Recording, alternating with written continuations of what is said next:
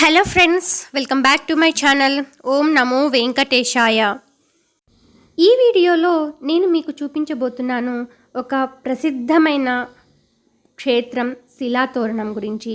మరి ఈ శిలాతోరణం యొక్క ప్రాముఖ్యత అలాగే చరిత్ర కూడా ఈ వీడియోలో మీకోసం నేను అందిస్తున్నాను. మరి చూద్దామా శిలాతోరణం యొక్క ప్రత్యేకతని ఈ వీడియోలో. తిరుమల అనే పేరు వినగానే మనకు గుర్తొచ్చేది కలియుగ దైవమైనటువంటి శ్రీ వెంకటేశ్వర స్వామి దేవాలయం. ఇక్కడికి దేశ విదేశాల నుండి రోజుకి లక్షల కొద్దీ భక్తులు వచ్చి దేవుణ్ణి దర్శించుకుంటారు. అలాగే చుట్టుపక్కల ఉన్న ప్రదేశాలని కూడా చూసి మరీ వెళ్తూ ఉంటారు. ఇకపోతే దర్శనం చేసుకున్న వెంటనే చాలామంది శిలాతోరణం చూడడానికి వెళ్తూ ఉంటారు.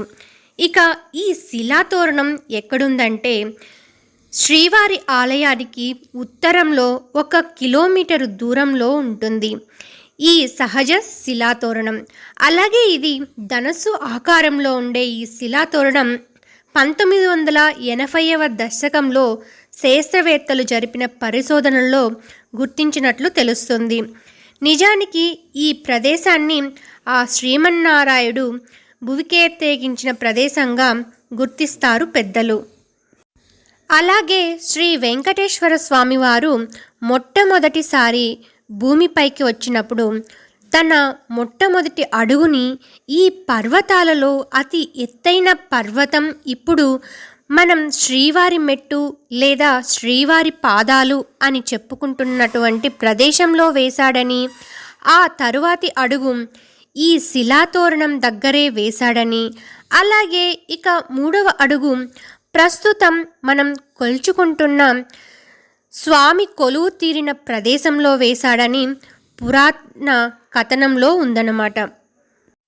ఇకపోతే ఈ శిలాతోరణం మీద ఎవ్వరూ చెక్కకుండానే సహజ సిద్ధంగా ఏర్పడిన శంఖం, చక్రం, అలాగే స్వామివారి వరదహస్తం, కటిహస్తం, గరుడ పక్షి, నాగాభరణం ఇవన్నీ కూడా మనకి స్పష్టంగా కనబడతాయి మనం అక్కడికి వెళ్ళి కొంచెం చూసామంటే.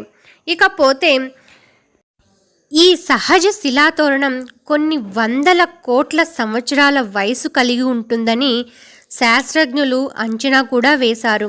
అంటే దాదాపు 250 కోట్ల సంవత్సరాల నాటి శిలలు కాలక్రమంలో శిలాతోరణాలుగా ఏర్పడ్డాయని, అలాగే ఈ శిలాతోరణం ఏర్పడి కూడా 160 కోట్ల సంవత్సరాలవుతుందని చెప్తారు. అక్కడక్కడ ఉన్న చిన్న చితక శిలాతోరణాలు కాకుండా సహజ సిద్ధంగా ఏర్పడిన పురాతన శిలాతోరణాలు ఈ ప్రపంచంలో 3 ఉన్నాయని నానుడి. అందులో ఒకటి మన తిరుమలలో ఉంటుంది, ఇక 2వది యుఎస్ఏలో, ఇక 3వది యూకేలో ఉంది. ఇకపోతే తిరుమల కొండ మీద ఉండే ఈ శిలాతోరణం సుమారు 26 అడుగుల వెడల్పు, అలాగే 9.8 అడుగుల ఎత్తు ఉంటుంది. ఇక ఇది జీవుల తొలి స్థావరంగా కూడా కొన్ని కథనాలు చెప్తూ ఉంటాయి. ఆదిమానవులు ఆనవాళ్ళుగా వారిన పనిముట్లు, అలాగే రాతిపైన చెక్కిన చిత్రాలు కూడా ఇక్కడ మనకి కనిపిస్తాయి మనం చూసామంటే.